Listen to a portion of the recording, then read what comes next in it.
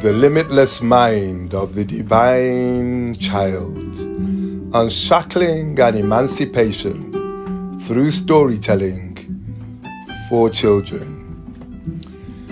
Dear young African royalty and the young royalty of all lands, story for and about you. Did you know that within you is a mighty elephant of a power called self-knowledge?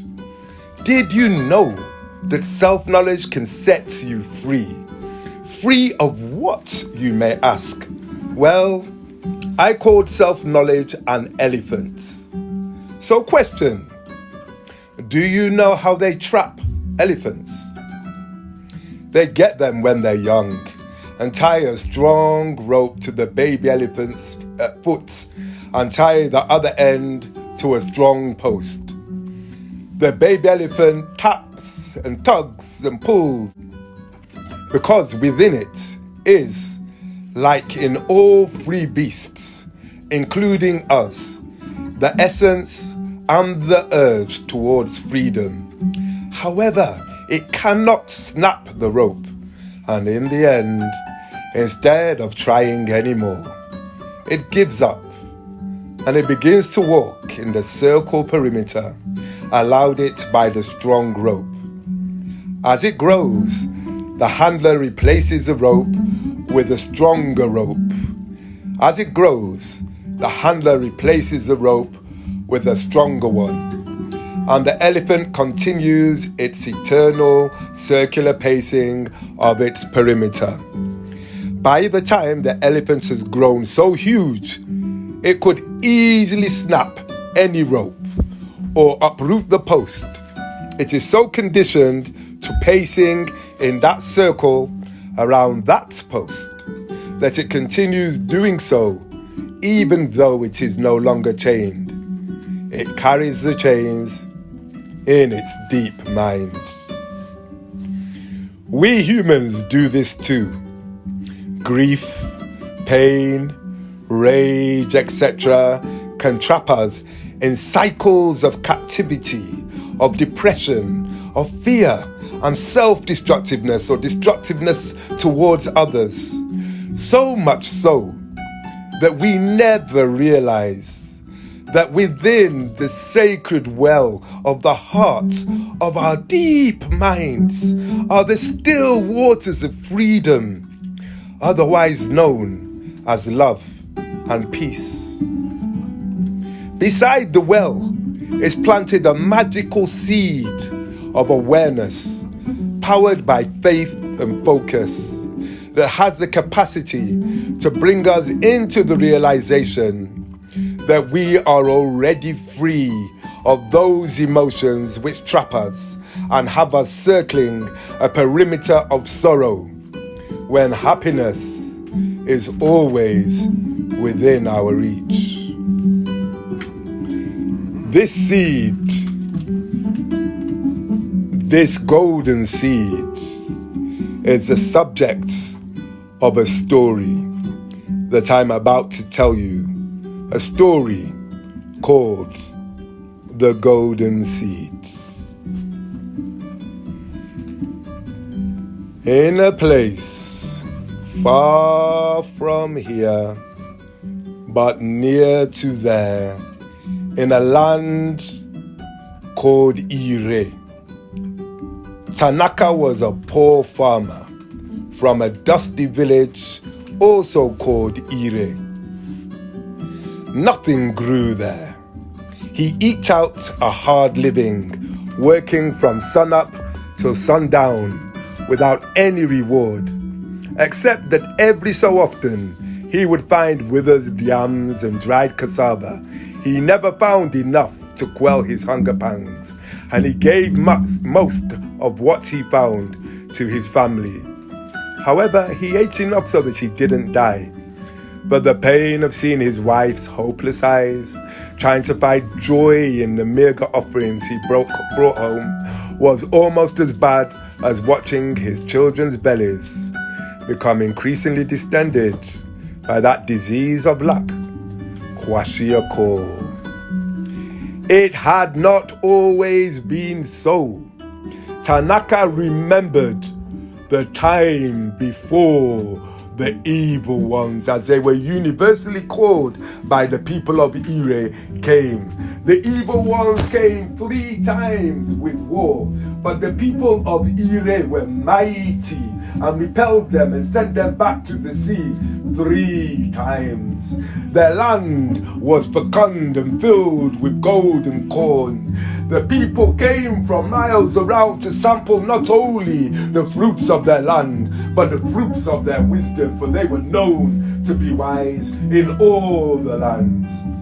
The last time the evil ones came, they came with a dread and malevolent sorcery. And Tanaka still remembered the vitriolic of the head sorcerer as he pointed his finger towards the sky, where a dark cloud could be seen descending towards Ire, and pointed his hand and said, "Behold your end! If we cannot have your bodies to feed our minds, then you shall not be able to use them well either. And if we cannot have your lands, then neither shall you have use of them. Behold despair! Behold the dark fume!" And as he said this, 2 things happened. The cloud landed on the ground and began to seep into the earth, and the plants withered wherever it touched, and the warrior limbs were weakened on contact. And also the head sorcerer lost his life as a well-aimed spear took it. And so Ire was a dust bowl, and Tanaka tried to find food. Now Tanaka had a daughter. Her name was Imani, and Imani was an irrepressible optimist. Imani would thank her father for the dried out withered yams she received, and Imani was loved by everyone and loved everyone. And she decided that she was going to end Ire's plight, and the very next day she set off along a dried out riverbed. Now the people of Ire had a mystical power in that they could smell water, so they never thirsted. And Imani would dig and drink and dig and drink and dig and drink. And the last time that she felt thirsty, she dug, and her hand enclosed something warm with a spicy smell. And she lifted this thing in her hand. It was a golden seed. It shone with a strange inner light. And when she closed her palm on it again, she was in a completely different place. She saw a green veil, tree-lined, and at the end of this green veil, a waterfall, and behind the waterfall, a cave. And she walked through the refreshingly cold water into a circular cavern, crystalline from floors, walls to ceiling. And upon a raised dais in the center of this cavern, a dark black figure was materializing, levitating above the dais, dressed in white, a long white beard. And this elder man pointed at Imani and said, "Imani, what do you have in your hand?" Imani, shocked that the man knew her name, nevertheless replied respectfully, "Old father, this is, I found it. I'm here to save Ire." "Then let me see what you have in your hand." And reaching out his hand, the seed flew from his hand, from Imani's hand, into his hand. And he whispered to the seed and listened to the seed, then passed the seed back to Imani and said, "What you have in your hand is the salvation of Ire. Take this seed to the center of your sacred grove, plant it, and say these words: Ashe, Ashe, Ashe, oh. And in fact, you must not give in to fear. For my twin brother is the person that gave the head sorcerer the dirt fume, and he's like me in every respect, except that where I cleave unto benevolence, he cleaves to malevolence, and he will either come for you himself or he will send for you. So do not give in to fear, for if you do, you are lost. Whenever you feel fear, say the magic words, Ashe, Ashe, Ashe, oh. Imani thanked the old father, but did not feel confident to know that somebody as powerful as he would be sending for him. And Imani walked out of the cavern along a tunnel, and as he walked, he could see the sunlight in the distance. She could see, as she walked, she could see the sunlight in the distance, and she heard a sound behind her, a slithering sound. And she began to run, and this sound got louder, and she ran faster, and the sound got louder. And Imani ran and burst out of the cave and turned round and saw emerging from the tunnel of the cave a dark, slug-like creature with sharp claws and feet filled with claws, his mouth more lined by dagger-like fangs, and acid dripped from its mouth, smoking on the floor where it landed. And it pointed its stubby arms and said, pointing at the seed, said, "Mine, give it to me." And Imani said, "No!" And it shot a glob of acidic saliva at Imani's face. And Imani closed her hand. Imani closed her hand on the seed and said the magic words, "Ashe, Ashe, Ashe, oh." She was in a completely different place. She was spinning in a whirlpool, going round and round and round in a whirlpool. And then, as she sunk, she clutched the seed and said the magic words, "Ashe, Ashe, Ashe, oh." She was in a different place. Now she was back in Ire before the dirt fume, and to her horror, she could see the dirt fume approaching across the horizon, and every child in Ire had been taught to fear the dirt fume, for it had been the end of their fathers' and mothers' lives. And as the dirt fume approached, she could perceive within the dark roiling cloud little imps with sharp knives and sharp claws and sharp teeth, and they laughed as they dived towards Imani, and then began to rend her flesh as she screamed in pain.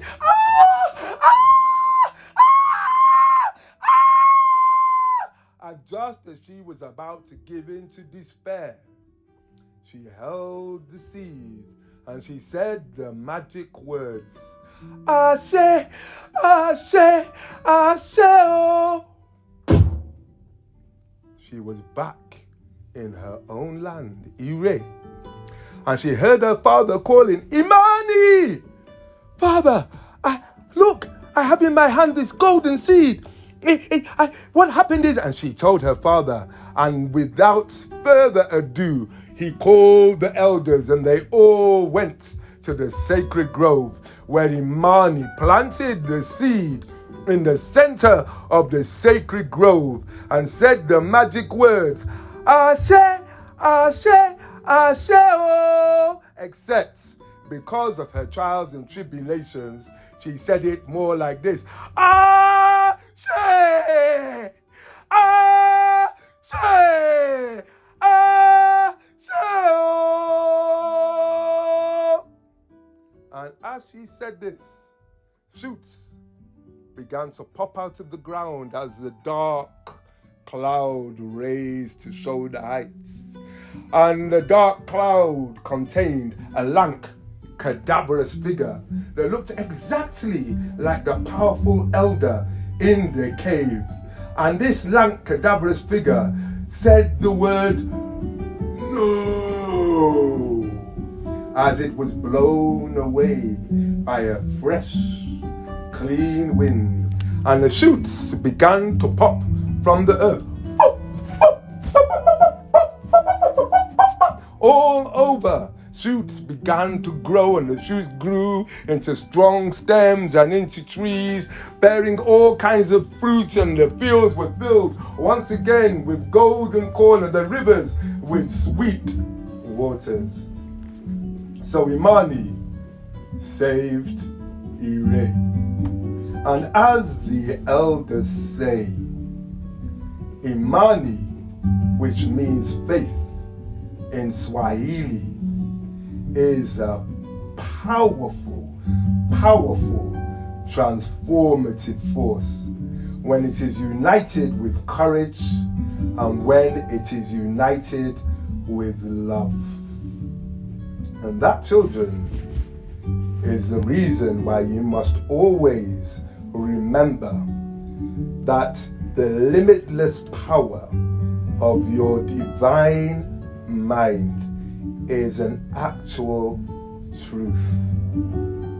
Find ways through your breath, through listening to mentors, through reading the books you need to read, to understand that whatever has happened to you so far, you can do nothing about.